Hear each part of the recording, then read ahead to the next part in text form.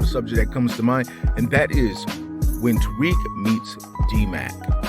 Basically, when it comes down to it, I've talked about these two so many times about how there's so many similarities, and then there's so many things about them that's not similar. How it would be when they do encounter one another, and the fact that they're both Tommy's nephews. When it comes down to it, though, what is going to happen when they meet one another? Now, D-Mac is a character that I'm hoping survived Power Force. He's been in some situations where he was very close to death in season 1 and in season 2, and if we're going by what we know at the end of season 2, he's going to be close to death again in the final season, because Diamond and Jannard both agree that D-Mac is a danger. He's somebody who's going to mess everything up, and that they would possibly be willing to take him out behind Tommy's back. Now, when it comes down to it, D-Mac is going to be obviously protected. Tommy's going to have his back, but at the same time, D-Mac knows how to protect himself too. This is not some kid you can just beat or take down or take whatever. He's very D-Mac's dangerous, man. D-Mac is not no sorry kid. As a matter of fact, I think him and his homeboy even debated about taking out Jannard if they had to. And so when it comes down to it, what will happen when him and Tariq come across one another? Now, if D-Mac makes it past Force, it's going to be great. And the reason why is because Tariq's going to have another family member, a person that will be like his brother, someone he can be close to, but I see more of a mentor relationship. I do see that Ghost and Tommy dynamic between those two, but technically Tariq already has that with Brayden, but it would kind of be like that with D-Mac, but D-Mac would be different. And what I mean by that, with Brayden is, the rich boy who's trying to learn how to be street, trying to learn things, and he's pretty much, he's with Tariq. He's the little brother to Tariq. D-Mac would be the wild little brother. The wild little brother who would cause him a lot of trouble. D-Mac would do stuff that Tariq would have to fix. And so the relationship he doesn't want for himself will more than likely happen through D-Mac and because of his loyalty to Tommy.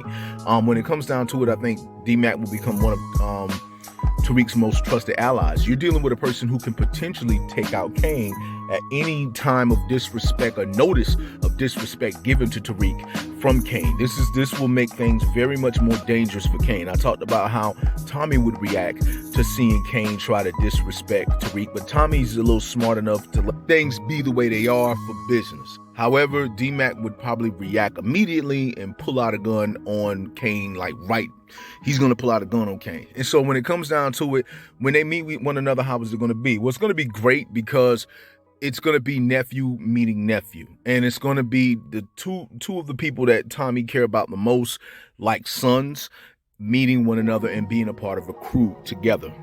It's going to be strengthening them and who they are, and it's going to be great. So it's sort of much like, if you guys pay close attention, Tommy and Ghost, as all of us look at it, as this is a story of two brothers. That's what the story of Power, at the heart of it, is really about two brothers, a black man and a white man, who see past skin color and everything, and just looked at their life and looked at everything that they were around, their hood, their connections, and decided to be loyal to one another the most out of everyone. And their brotherhood was so strong to the point that Tommy was the last person Ghost saw when he died. And their brotherhood is so strong that at Ghost's request, Tariq is not dead by Tommy's hand. And so when it comes down to it, that family of Tommy's family and Ghost's family, and heck, even Kanan's family, this is a story of a whole family. And so when it comes down to it, these two meeting one another is just going to be like going to a family reunion and meeting a cousin, and then you and that cousin is automatically cool with one another, and y'all know y'all got each other back.